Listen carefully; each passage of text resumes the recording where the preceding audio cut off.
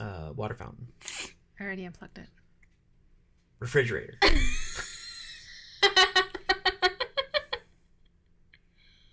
the other sound? Olaf. Dog. Unplug the dog. You're gonna give me hiccups again. Welcome to the Little Miss Movies podcast, where two movie-obsessed parents make their 10-year-old watch movies she'd never watch otherwise. This is episode number 8, The Lord of the Rings.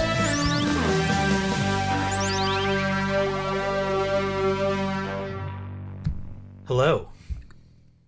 Welcome back. Once more to the Little Miss Movies podcast. We're joined by our gigantic dog, Panting dog. our emphysema-laden dog, Cole. Who is laying on He's a dog. beanbag. He's approximately 8 years old, and he breathes as though he is Darth Vader. He is all the way on the other side of the room. I mean, Hear him. he's almost on the other side of the house, actually. Like he's pretty far. We're like halfway through our house and he's at the front of our house. Yeah, it's It's a loud mystery. dog. You can just hear him very loud. So forgive us for the sounds of Darth Vader in the background. That's not me. Because that is not actually the movies we're talking about. But first, It'd be cool if we were, but my name is Josh. I am a TV writer, comic book writer. I've done a little bit of every writering one can write. And I love movies, and I love a 10-year-old who is my daughter. named Gable. Shh. Spoilers. They all know that my name is Gable by now. Maybe they don't. Maybe this is someone's first time. That's the thing. You can never just assume. Go ahead. I'm Gable. I'm 10 years old and in 5th grade. And I love reading, writing, playing video games, watching movies, playing piano, playing cello, and petting my dogs and selling Girl Scout cookies. Selling Girl Scout cookies. I don't think we're allowed to do that on this podcast. It seems wrong. It seems morally questionable. Mama. Oh, yeah, it might be morally questionable, but Ignore that then. There'll be a link. yeah. There's no link. No link! I am Christina. I am Gable's mom, and I am a librarian and an archivist, and I'm also a writer. I have a biography on Jane Russell coming out later this year, and I also desperately love movies. And it is her birthday. Birthday. We're a day removed. Day She removed. just turned 21, is what we heard. Those were the candles on her birthday cupcakes. That's what we got. Yeah. We had a very nice, quiet birthday day. Birthday day. Birthday day. Pandemic Birthday, birthday. day. Pandemic day. The world did not explode on that day. That was That's good. good. That's There good was news. moderately less horrible news than usual. So cool. Knock That's on good. wood. Knock on wood. Yeah. Knock on wood. So it was supposed to have been Josh's week to pick the movies that we were going to watch, but since it was 1, my birthday week, and 2, because we received we got the 4K copies of the Lord of the Rings trilogy, Josh decided to let me take another turn, and so that's what we spent the whole week. We spent my birthday week watching the Lord of the Rings movies. Over Extended. 6 consecutive days. Extended edition, of course. I don't think I've seen the theatrical since they came out in the theater. I've always watched the extended editions since they came out on DVD. So yeah, we've spent the week watching all 3 of those movies. Over 6 consecutive days again. Did it take us 6 days to watch them? Yeah, it was 2 days per Yeah. each one.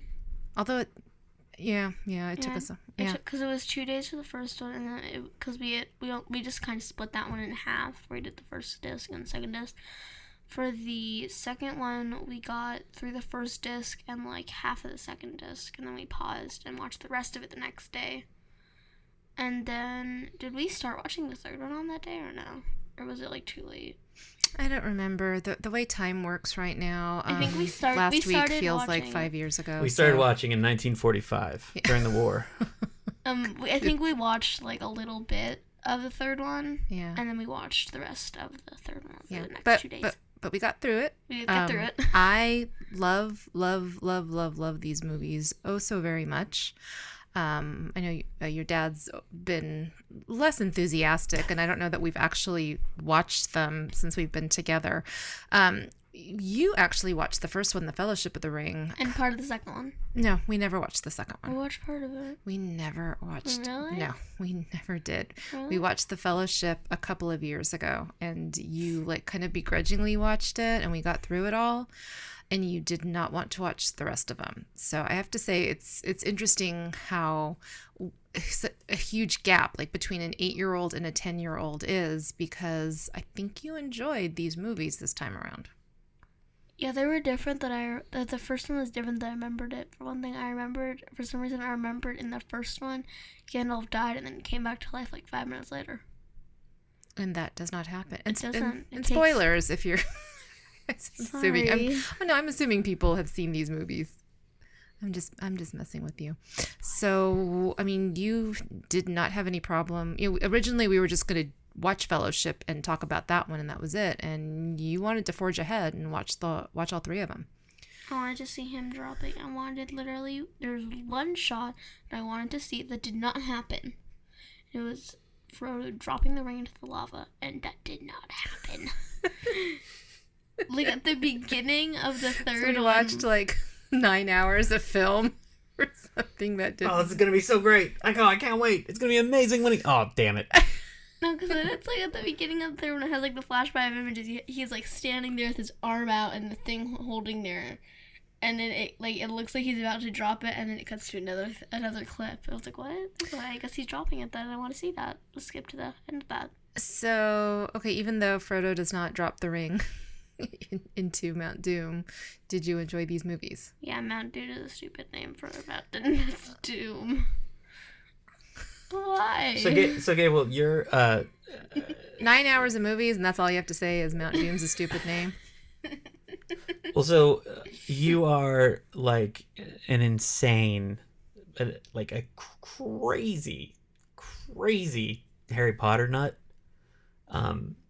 And one of the things you pointed out when we were watching it was how everything seemed like Harry Potter. When in fact it's the other way. You do get that it's the other way, right? Yeah. That it's actually Harry Potter is a lot like Lord of the Rings. Potter. Yeah. Like what, like knowing Harry Potter the way you do, like what did the two sort of like, what did you get out of Lord of the Rings that you don't get out of Harry Potter, or what did Harry Potter bring out of Lord of the Rings that made it, pop for you, more exciting? Thinking. I think that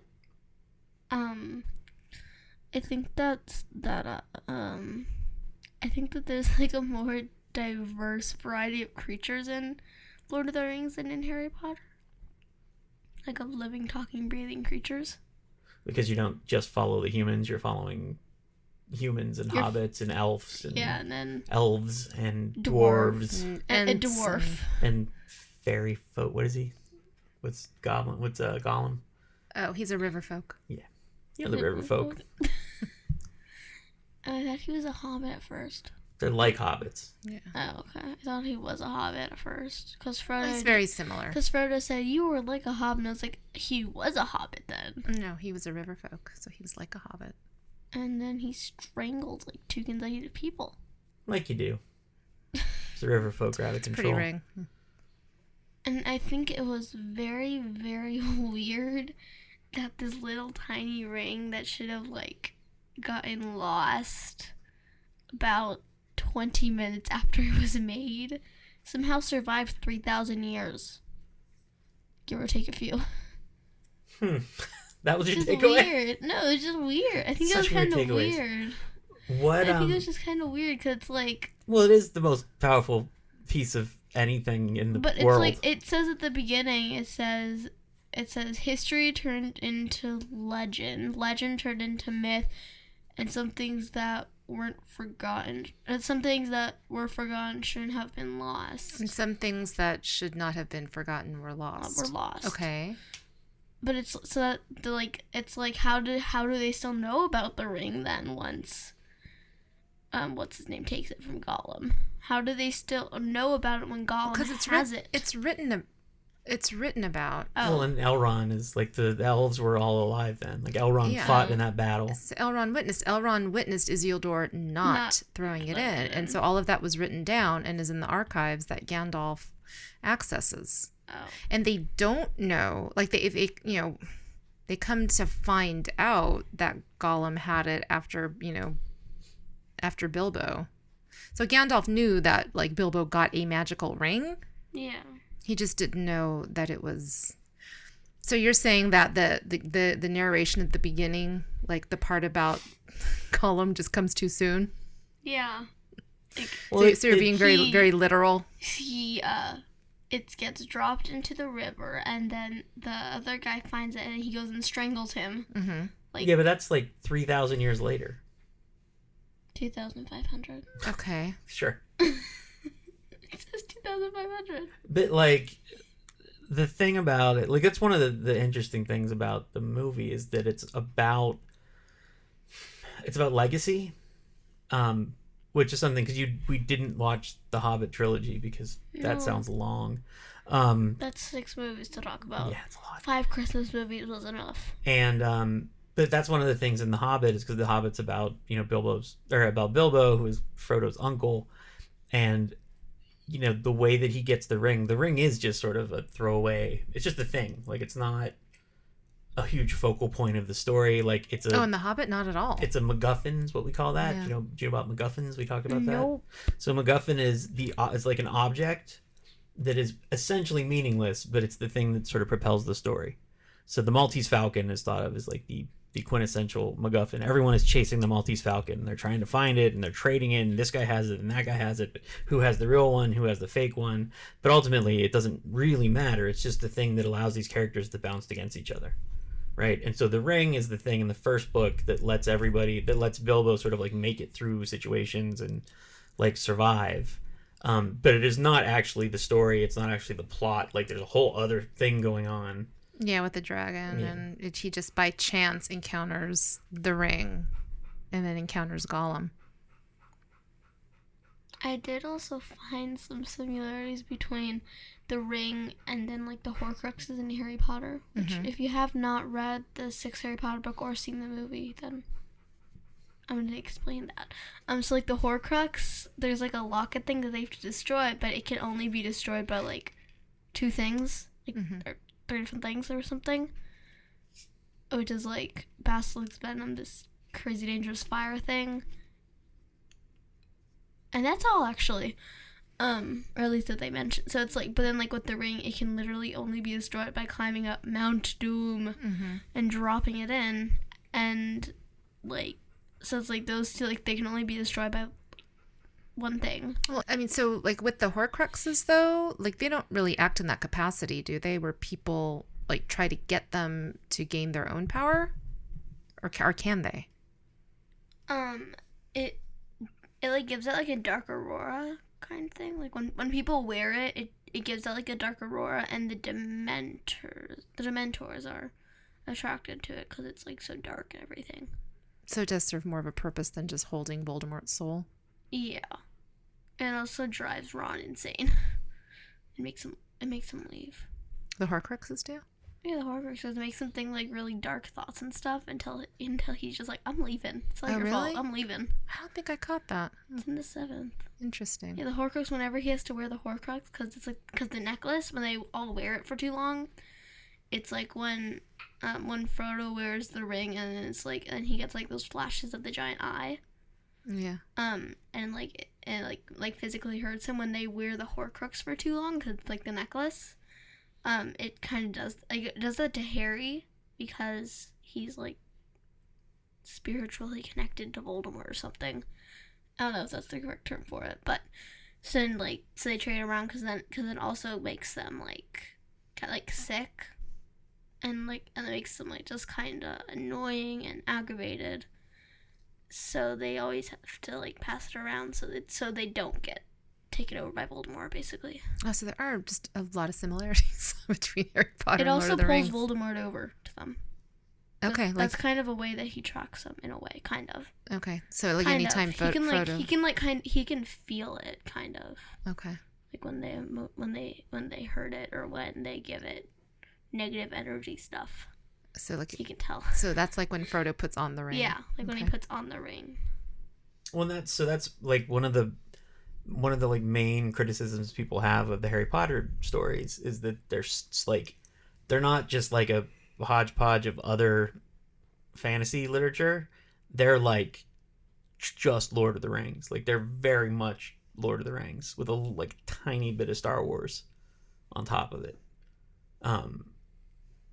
And so people sort of like there's a lot of people who feel like those books and those movies don't bring a lot of like new to it, which I think is kind of unfair. I'm gonna go kind of unfair because I think the character stuff and like the way that the Harry Potter stuff is grounded and naturalistic in a way that Lord of the Rings just isn't and has no interest in being. When you look at Lord of the Rings, like, do you feel like, can you identify with the characters as much, or does it feel distanced to you? Like when you watch Harry Potter, read Harry Potter, part of the attraction is that they're aspirational characters. They're characters that feel like somebody you could be, right? Yeah. Do you get that when you're reading or watching Lord of the Rings? Well, I've only gone to page 4 of the book. So in those 4 pages.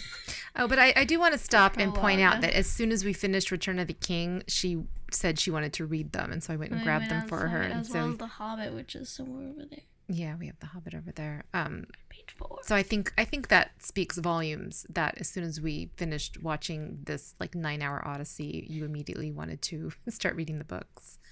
But were you taking, like, are there particular characters that in the Lord of the Rings series that you were particularly drawn to? No. None of them? Not really. No. Not in the same way. No. They were interesting characters, and they were fun to watch them battle. But you found that they weren't like identifiable. Wait, what? Like you wouldn't, like if you were like, what character in Lord of the Rings would you be? Like which one do you like, looking at their like qualities, like which one do you think you would be? The dog is really thinking this through. Yeah.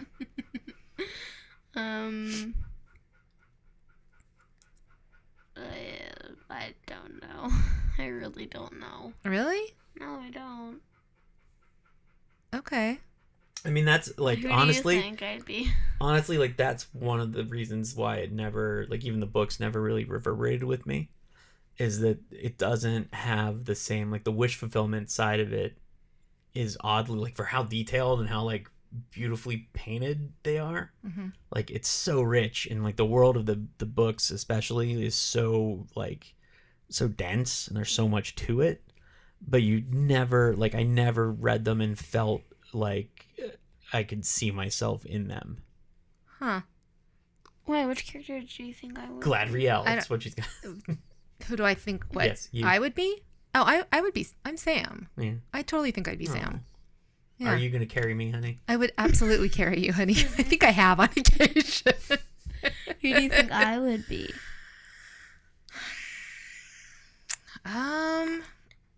Who would you Gable, be? try saying "You shall not pass." No. No. No.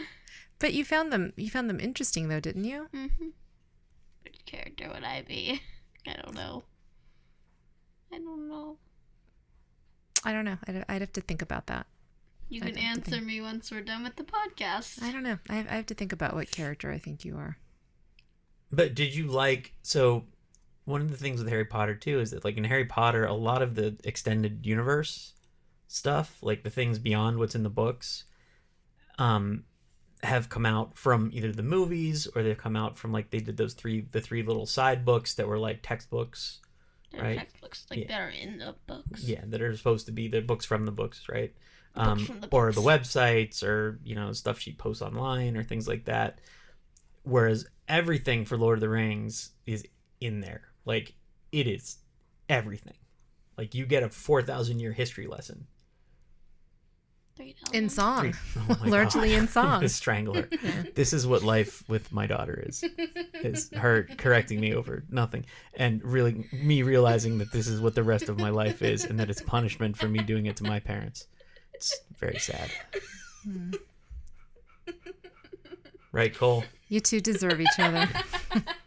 Dog agrees.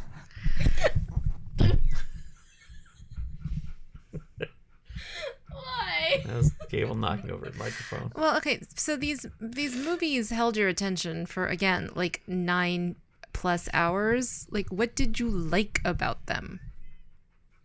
So the sets, or like the miniatures, were very intricately designed, and the backgrounds and all that stuff. I liked how it was shot in New Zealand instead of just on like a set.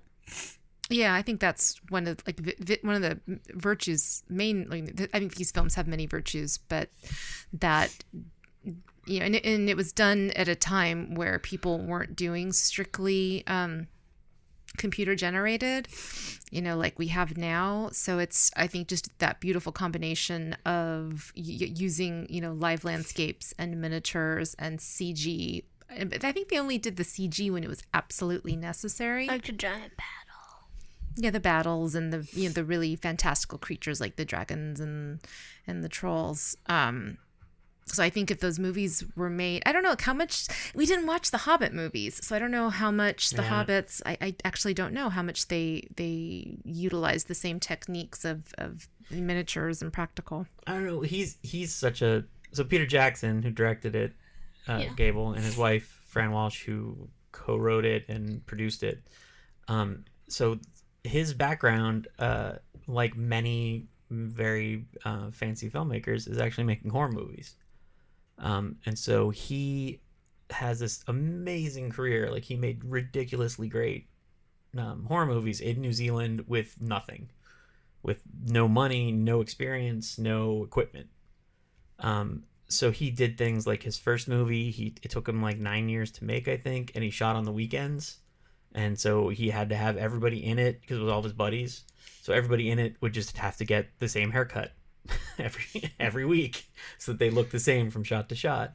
And then he did a movie that the concept was it's called Meet the Feebles, and it's like a Hollywood backstage drama a la those Warner Brothers movies we watched, but instead it's with like the Muppets, but not the Muppets, like a you know, like a knockoff of the Muppets.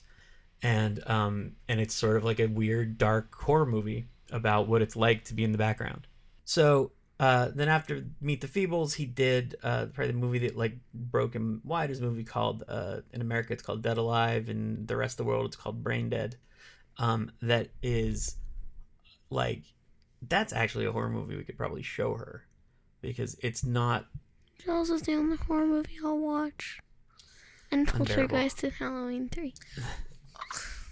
It's hysterical. Like, it's very funny, and it's so just brilliantly made. Like, the way he managed to do everything, where he shot a movie that looks as good as a Hollywood horror movie, and he did it entirely, you know, independently, entirely on their own, using their own technology. He, like, when he wanted to use a Steadicam, which is when, you know, the camera is like moves around and it's smooth, like it can move anywhere. He built one. He just was like, looked at a picture and was like, okay, we can do that. And so he got some he got old I think it was like old railroad ties and wood. And he just built one, and he put their camera on it. What the heck? Yeah, it was amazing. It supported the camera. And he could walk around, and it glided, and it makes it really nice. And he does, like, that movie has like probably one of the most recognizable climaxes of any horror movie. Like, it is so amazing and so well done. And then he has there's a giant monster in it that they made that is just beyond words. Like, it's, I don't know how the hell they did it, as just a bunch of guys hanging around. And so he was sort of like, he was on this track doing these movies like that. And then he did the movies right before this, where he did a movie called Heavenly Creatures, which is where Kate Winslet is from who would be from Titanic, which will make your aunt show you, as we won't. So I will not do that I will to you. never sit through that movie again. And which was this very like beautiful, like lyrical story about two girls coming of age, but it had this whole like strange monster side sort of mixed in. And then he did a movie with Michael J. Fox, star of. Can you do it, Gable? What movie is Michael J. Fox in? Which of your dad's favorite movies that's everywhere in this house? Back to the Future. Yes. Back to the Future. But yeah, he made like kind of like a fun. It's pretty much a kids' horror movie, isn't it? I think so. Called The Frighteners. Yeah. Called The Jaws. And so he made these movies, and that sort of like he in doing them and learning how to do the special effects, he sort of got like this great handle on how to do things, both to the like the standard of Hollywood, but also on the cheap. And part of that was learning how to shoot in New Zealand and how to sort of like use the resources around him. And over that time, he actually built this infrastructure of all these people around him who he trained essentially about how to do the jobs that were needed to make a movie. Which then, when it was time to make Lord of the Rings, he now had these people who were all seasoned veterans who'd never set foot in Hollywood. And then they made that, which is still like to this day one of the most beautiful and like technologically superb movies ever made. Yeah, even 20 years. 'Cause we're coming up on 20 years since those movies were made. And I don't think there's anything that like even rivals them. Like Black Panther is the only thing I can think of. Like Black Panther has sort of the same, like the way that it completely reinvents how movies look and how you build a like a non-natural world essentially. And in terms of how they execute ideas and things like that. But for the most part, like there's really no competition to it. Yeah, I don't think so. But then why have you, I feel like have poo-pooed these movies over the years? No, I have problems with them. I think the problem with, and I feel this way about the books too. Have you read the books? Mm-hmm. Oh, I read them. I was a nerd, honey. I was a little nerd. I read all this stuff. I did all that. We're back on Lord of the Rings, right? Not his other movies. Yes, we're back. Yes, we're back. My problem with it is there's no relationships. The relationships, like the Sam and Frodo relationship, is like really well. It's really well done in the book. It's like exceptional in the movie. Like it is. It's like a great. Over the course of those 9 hours, you're essentially watching these two hobbits who are in love with each other go through this nightmare. And the nightmare that is like every time it drives them a little bit further apart, all it actually does is make them snap closer together. And it's like, it's such an amazing journey. And like when you get to the thing where he pushes Sam away, it's like, it's actually heartbreaking.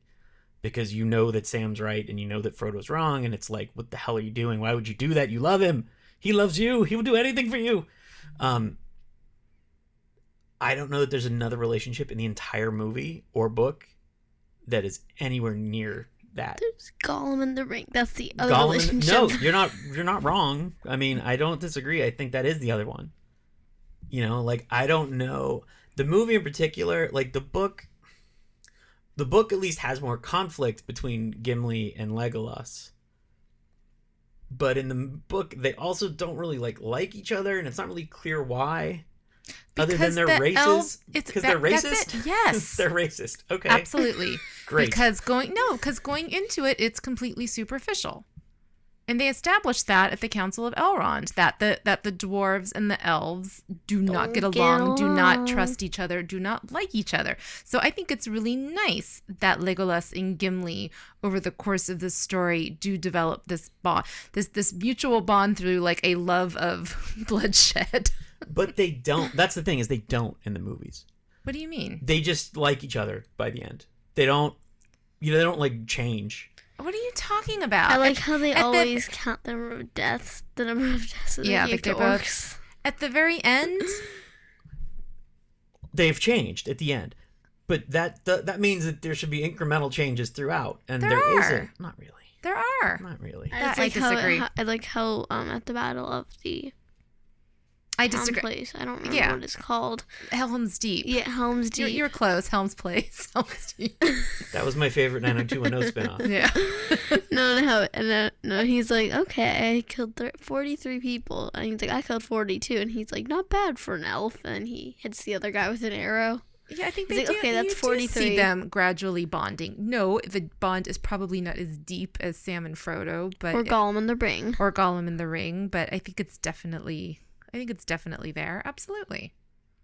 And I think it is a story about like these creatures like overcoming their like preconceived notions about each other and their prejudices about each other. I'll battle you on this stuff all day, honey. Yeah. I absolutely And then will. wanna like hear you when guys battle. like Aragorn and the human girl, the princess or niece of the king, Eowyn? is that her name? Yeah. The one who's not Liv Tyler. Eowyn. Yeah, the one who's not Liv Tyler. Eowyn. Like I don't understand. Like I still don't understand. I didn't understand it in the book. I mean, it was 20 years ago, but still, I don't understand it in the movie. Having just watched it, like, do they like it? They have a thing. No, I think she's in love with him. He respects her and admires her, but he's not capable of loving her because he is in love with Arwen. But why does she love him? Why is it Arwen and Arwen? What have you? Also a problem. It's You have to- Arwen and Arwen. Their names are like the Eowyn. exact No, same. Eowyn. He was a linguist. I think you whatever you might think, I think you'll probably No. lose those battles. Why Arwen and Arwen? But why is she in love with him? Oh, come on, really? It's ridiculous. Really? It's ridiculous. I'm in love with him. It's ridiculous. No, because he is incredibly noble. He is like he comes and like with Gandalf and the others, and frees her uncle from the spell and saves Rohan and fights for Rohan and he's the rightful heir to the throne of Gondor. What? I totally buy that she falls in love with him. I buy it in a second. Yeah, I don't buy it. I would. Daddy, If I what was other her, questions I'd be There's right no, there. I'd like, be right there with there's her. no. It feels like what there are is there's relationships are all built on grand stakes, which is fine, but because they're all built on grand stakes, there's very few personal stakes, which is why the Sam and Frodo thing works so well, is because it's entirely personal stakes. Like the fact that they have to get the ring is not the thing that draws them together. The thing that draws them together is that Sam cares about Frodo, and that's it. Like, Sam would be as loyal to Frodo if Frodo's job was, like, go pick me up a burger. Yeah. Sam would be like, I'm going to be with you the whole time, and I can't let you go alone just in case. Like, no, and that's the, like, that's why that I can't let relationship... you go out to face the dangers of picking up an In-N-Out burger. And, like, and that's, trust me. Have you seen those lines? Those lines are terrible.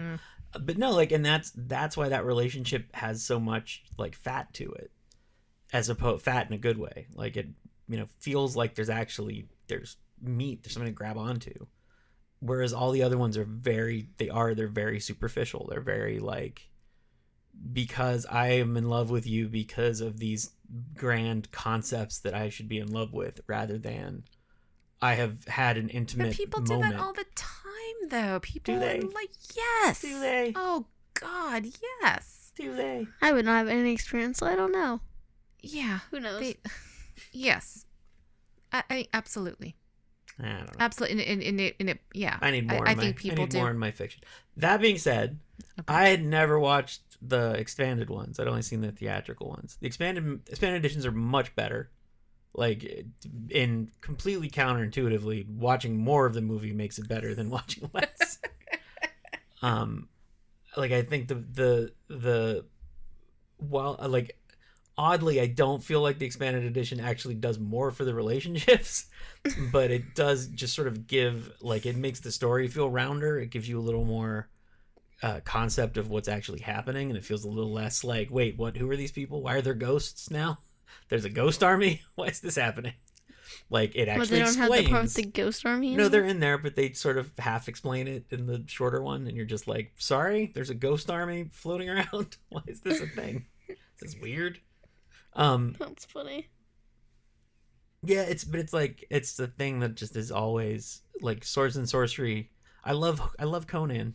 Strangely, Do like you? Conan's great, and Conan is swords and sorcery. But the thing about Conan is like Conan isn't swords and sorcery. Conan is like a brute with a sword who just wants to get the money and get the girl and get out. And there's all these goddamn wizards ruining everything. And like that is You Conan. shall Yeah. not pass. That's See, Gandalf, honey, not Conan. That's not Conan. Although your impression did sound oddly like Arnold Schwarzenegger, who played Conan. So we really that was pretty high concept. Yeah, I'm not a swords and sorcery person either. Like, not at all. You And don't you know, like Harry Potter and stuff like I like that? Harry Potter. I feel like this is This is a different thing. different though. This is like a different type of fantasy. Well, and you know me, like I don't read a tremendous amount of fiction as it is, but these movies resonated with me. Like they absolutely, and I got dragged to see Fellowship. I didn't want to see it. Because I had tried reading The Hobbit at multiple points in my life. Because your grandma Gable, my mom, loves The Hobbit. So when I was your age, she gave me The Hobbit to read, and I could not get through it. I am curious for you to try it out. I tried to read it when I was a teenager, could not get through it. I'll be reading it once I finish Lord of the Rings. Yeah, and then I tried reading it in my 20s, and while it did give me a greater appreciation of like lyrics and Led Zeppelin songs, I still could not get through it. So I was really reluctant to see Fellowship of the Ring when it came out, and I did get dragged to the theater, and it absolutely resonated with me. I absolutely love these movies, and before I met your dad, I would watch them all the time. Like I would have them on, like when I was in graduate school getting my library degree, I just had them on in the background like all the time, and watched like all those special features. I watched all of them. Because I just was obsessed with these movies. I loved them so much. What's funny is like every version of it, like when I think about it, every version, I love the aesthetics. Like the cartoon version of Lord of the Rings is fantastic. What? Oh, see, The I cartoon saw Hobbit. I saw the cartoon version like in the theater when What? I was a kid, and like didn't really care for it, other than the scene of Gollum and Bilbo, which I think is the best part of The Hobbit as well. Mm-hmm. No, I couldn't stand that. Like it really turned me off to They're these so as cool. well. They're so cool I'd looking. like to watch them not again. and again, not the story, not the like. It's the look, like the look of look it. and feel. Yeah. When I was a kid, there was a theater troupe in Pittsburgh who did. It was a puppet version of The Hobbit.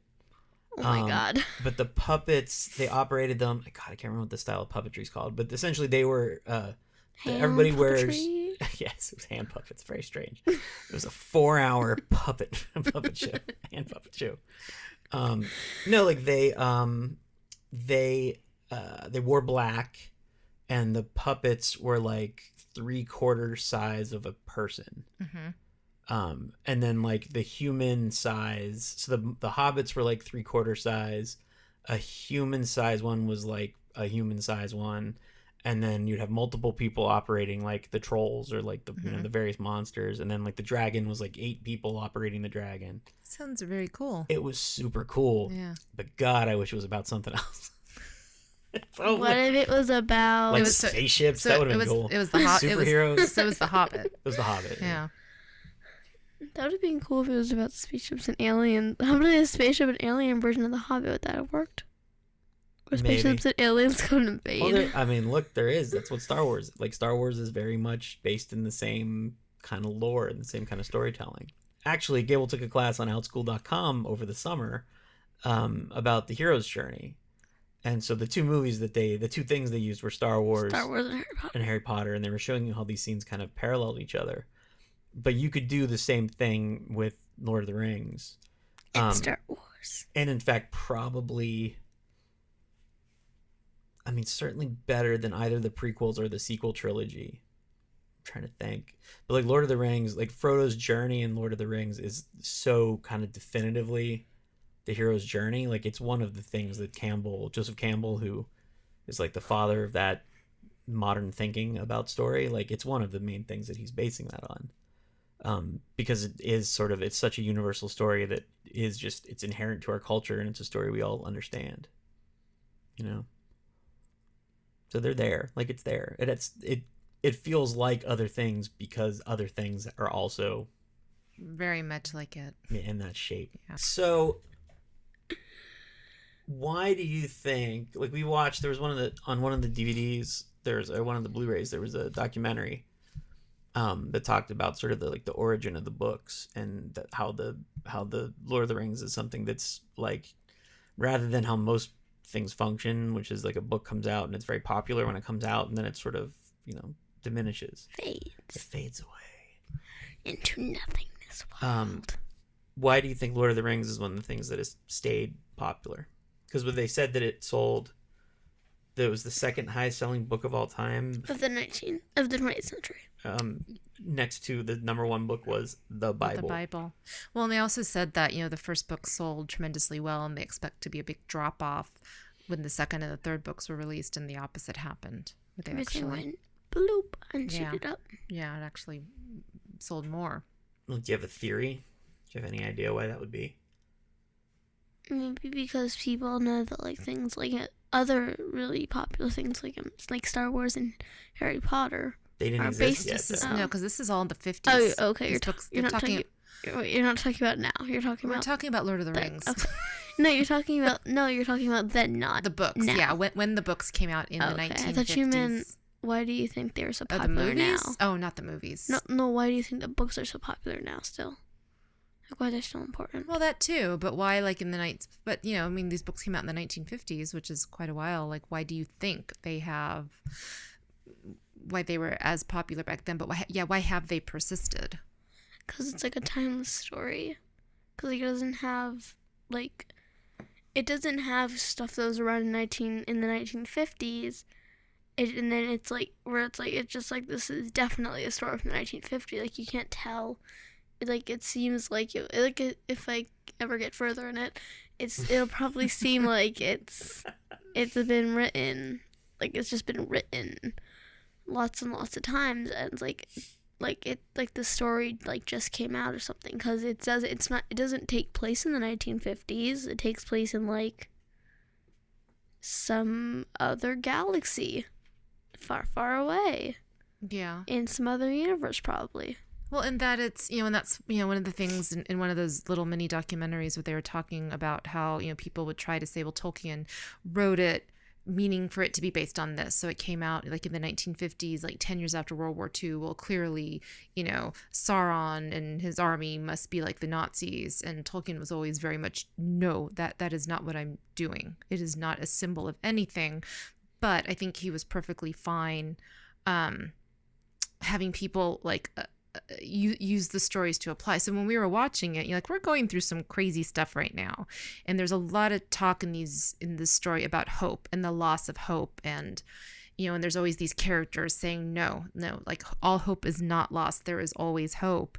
And I have to say, with everything that our country has been going through, like it really affected me. Like I felt like it was something, even though I first saw these movies 20 years ago, I felt like these movies maybe are even a little bit more relevant to, my experience right now than they were. And I think that's one of the reasons that they, persist, because it is kind of like that good versus evil, right? Yeah, that makes sense. Like, it does make sense, and I agree with you. What? What? I said that makes sense, and I agree with you. Yeah. Does that work? That work? So, like, does this make you, like, are you... No, I'm not going to watch The Hobbit. Why are you so... I'm a little bit curious now. Are you just anti The Hobbit because we make fun of it? Is that what it is? Because I have complained about how I could not read that book over and over. Yeah, and also because it's like... Or tainting. You're right about lots of other movie stuff, so I trust you. Good work, Christina. Same with you, Dada. I think here's the thing. I'm not saying The Hobbits. You might like it. It just doesn't appeal to me. Like, I think Rush is like a perfect. Don't play me like I'm Mr. Rush Rush over is a here. perfectly good Listen, band. It is listen. they are incredible. I saw them like 7 times. That doesn't mean I'm like the world's biggest Rush fan.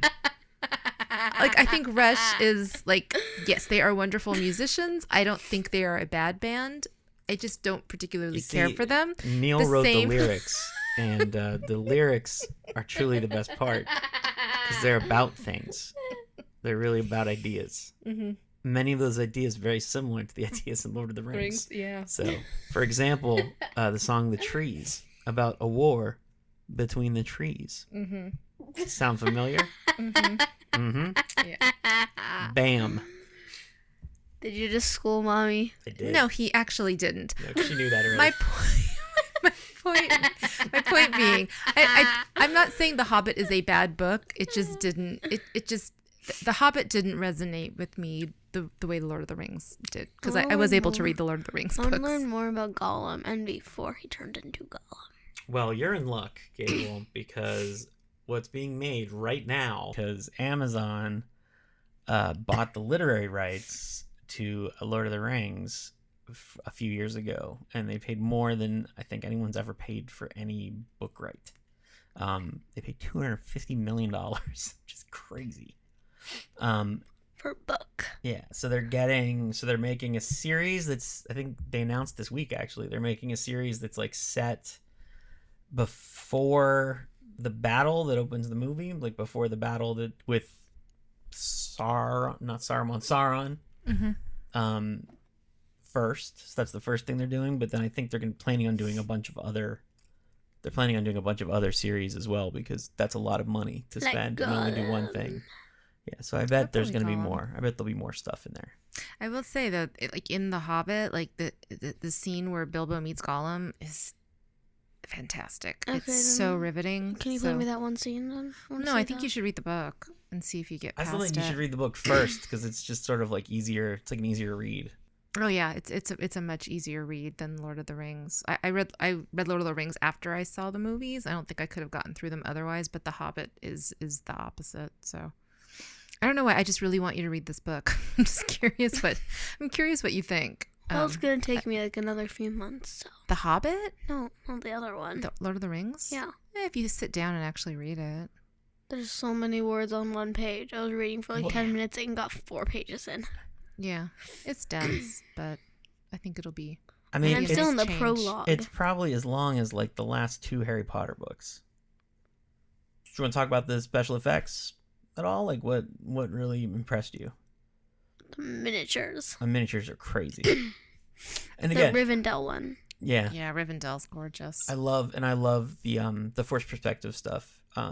Which if you've seen the movies but you haven't seen the documentaries where they kind of go into how they do it, you should watch those documentaries, because it is bonkers.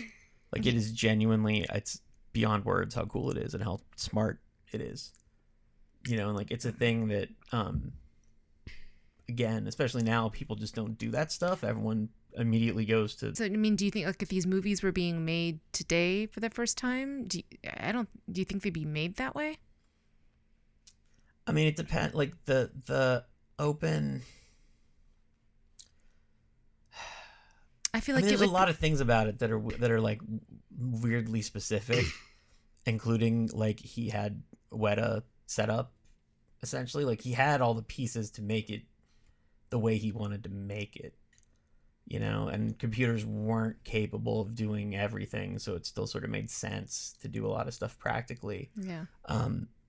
And then the fact that he had, even before New Line greenlit the movies, because he'd already developed it for Miramax, he'd already done all the math, right? Like he'd already done all the technical stuff to show like, and here's how we do it practically, and here's how it works. Which again, that goes back to what I was saying about him as a director. Like he'd already done all this stuff without any options, without the ability to use a computer. Right.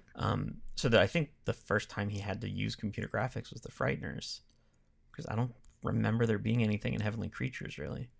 And the stuff in Frighteners, it's pretty. I mean, it's mostly just like composite shots. Yeah, but don't you think if these movies were going to be made, the default would just be, do it all like The Mandalorian? Yeah, I think so. I mean, I think it's hard not to. I mean, look, you get into the problem with it, and the thing with The Mandalorian is because it all takes place in the desert. you don't need backgrounds. Yeah, it's super easy to do, right? Like you don't have to actually do a lot of digital work to get there. Doing that much digital work for every scene on Lord of the Rings is gonna be like I'm curious how they're gonna make the TV show because it is just insanely expensive.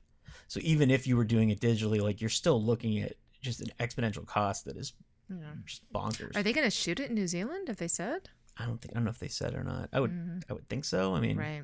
it's already there, so it's sort of it makes sense. I don't even know if Peter Jackson's involved. I have no idea. Or if he'd want to be. I think it's a long chunk of your life to spend doing that stuff. Mm-hmm. That's my other sort of like peeve against the movies is that we kind of lost Peter Jackson because of them. Like he made King Kong and he made Lovely Bones, but that's it. I think now he's making documentaries. Now he's doing. He has the Beatles Does have the documentary Beatles coming out. I mean, look, I'm excited about that. I'm excited about it, but like he was. You lost him as a horror. Well, no, like not even that. Like Heavenly Creatures isn't a horror movie, No, but true. it's like it's a masterpiece. It's brutal. Yeah. It's so good, and I want to see what that guy makes. Yeah. Whereas Lord of the Rings is like it's a fantastic version of Lord of the Rings. Like, is it Peter Jackson's Lord of the Rings? Like, no, that's kind of the idea. Is that it's not. It's that it's Tolkien's. Yeah. And so what are we going? I have a lot of opinions about this about these movies. Turns out, I had a lot to say. Well, you always had though. Yeah. I think you always made fun of. I feel like you always made fun of me for liking them so much. Are we going to go to our Gable Smiley ratings system? Gable doesn't like the when mommy and daddy fight. But I did want to point out that we were fortunate enough at one of our Girl Scout meetings recently. Oh yeah, we did a thing for me and my friend led a Girl Scout badge, and we were doing it for entertainment, technology, and the science of happiness. And one of the badges for Girl Scouts, and one of the steps was to talk to a makeup artist. So my mom has a friend who works at Weta.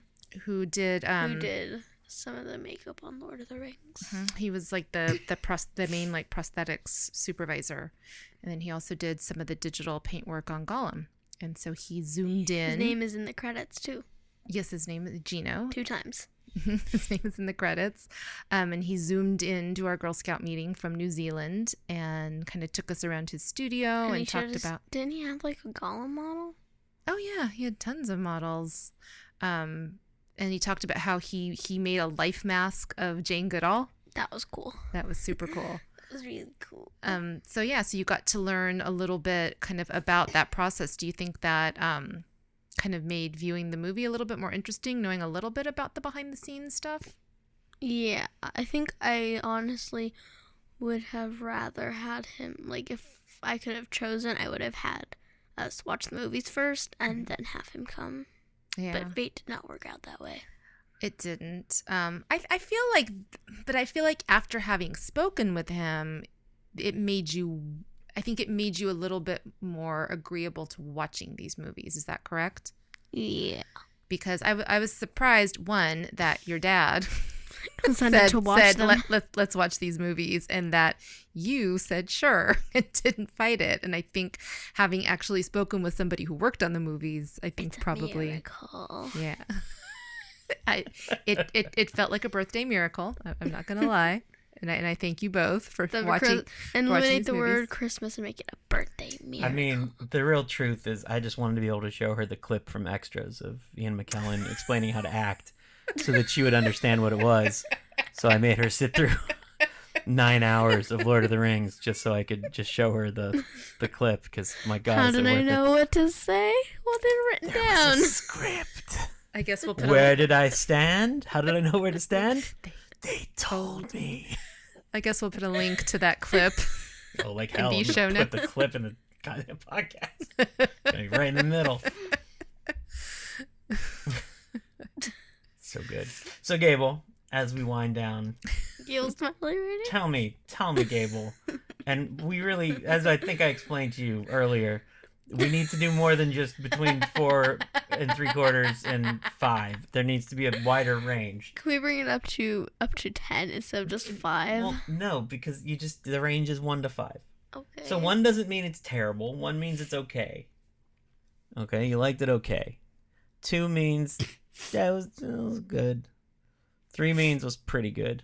4 means was really good. and 5 means awesome. No halves, no 3/4, no 0.15s. Mommy's gonna get mad at me unless I say 5. I'm not, baby. It's again like just because 4. you don't give it 4. That's Are fine. you giving it 4 because your mom's right here? Like, you really liked it. No, I actually do give it 4. You liked it. There was like reactions from you. I think God, the scene at the end of the Two Towers when Merry and Pippin at Isengard like find the storage room with all the food. Like you were was like funny. you were belly laughing. That was you funny. were laughing so hard at that. Like you truly. So where are we going again? Yeah, like you truly like it was we're watching these movies and it's getting to be like 10:30 at night and we're like, Gable, it's time to go to bed, and you're like, no, let's just watch a little bit more. Like you were really riveted by these films. I think though, when the part that I thought was really, really fun was when they got all together and like the fellowship got together at the end of the first disc, and then Merry or Pippin, one of them said, "So where are we going again?" That's Pippin. I think you really like Merry and Pippin. I liked the elves a lot. Yeah. That was my favorite species The because they look like fairies. and Orlando Bloom is pretty dreamy. If you're gonna say one day. No. Oh, yeah. Never. No, Orlando Bloom's very dreamy. Would you recommend these movies to other kids your age? Yes. Whoa! The first one. Hey! You got it. We did it. Got it. All right. This is the final This episode podcast of our is over. podcast. Fold it. We know when to fold them. We did it. We did it, guys. Good work. Goodbye. All right. Thank you so much for listening. We're really just gonna. No, I mean, I don't have anything else. Did we watch any other movies this week? Do you want to give a thumbs up or I don't think we did. We no, really we were did just, nothing we to were watch just that. watching these movies. That's really all we did. This was all we watched so for these long. movies. Yeah. I mean, do you have, so next week I think we definitely need to let you pick. Do you have any? Unless you don't want to pick anything, No, which I would be do. sad. No, I do. Yeah, it's between a couple things. Is it a couple things? Uh-huh. Do you want to say or no? I was thinking, well, because I watched like 10 minutes of Monty Python and the Holy Grail last night, Oh. which you've seen It's, also years ago, yeah, she doesn't remember. and it is delightful. So I was thinking maybe that. Okay. I think that'd be good. So maybe that. We talked about The Day the Earth Stood Still, Oh. but I thought doing something light and fun might be. Yes. Something Yeah. light That might and be. fun. I know I want to. If we can, we're recording this on Friday the 15th. If we can make it past next Wednesday, I would love to watch Mr. Smith Goes to Washington. And also Gable, you've been binging The Simpsons lately. Yes, I have. And Instead of watching the news. yeah, we watch the news and Gable watches The I Simpsons. put on my headphones and put it on my iPad and prop it up on the napkin thing and yeah. watch it. And I made you skip my favorite The Simpsons Streetcar episode. Named Marge. I just Yeah. skipped that one for you. So I don't know. I don't know. Is Streetcar too heavy? Streetcar's pretty heavy. Streetcar's heavy. I don't know if it's too heavy for a 10-year-old. It has some like pretty heavy themes, but my God, do I love that movie. And that Simpsons episode will make so It much is. more. Yeah. But you did get to the Stop the Planet of the Apes, I Want to Get Off, which is really the best Yeah. thing ever. Yeah, I got to that one. So good. My God, it's so good. And you've Dr. seen, Zayas. has she Dr. seen, Zayas. she's seen Planet of the Apes, right? Yeah, I have. You I have. hated it. You hated Planet of the Apes? No, Yes, I did. No, you didn't. You Yes, don't I remember did. it. I do. I did. I do hate it. I do hate it. Oh my gosh, I was wrong. It was was Earth Earth all along. Well, you really made a monkey out of me. Thank you so much for listening, guys. We'll be back here next week on Monday with another episode. Gable, say goodnight. Good night. Gable. I didn't do it right. I really blew it. You really blew Oh, it. say goodnight, Gable. What? There you go. She blew it this time. It's okay. Good night. Good night, Good Gable. night. Good night, Gable. Good night. See you guys next time. Bye. Bye. The Little Miss Movies podcast is hosted by Christina Rice, Gable Fialkov, and me, Josh Fialkov. were recorded, mixed, and produced in North Hollywood, California. Series art by Gable. Episode art by Gable Fialkov. Theme song by Gibby and the V's. All content copyright 2020. Valoria Shines, Inc. Visit us online for more at littlemissmovies.com. Lord of the Rings. Little Peter Jackson comes from New Zealand, says to me, Sir Ian, I want you to be Gandalf the Wizard. And I say to him, you are aware that I am not really a wizard. And he said, yes, I am aware of that. What I want you to do is to use your acting skills to portray the wizard for the duration of the film. So I said, okay. And then I said to myself, how would I do that? And this is what I did. I imagined what it would be like to be a wizard, and then I pretended and acted in that way on the day.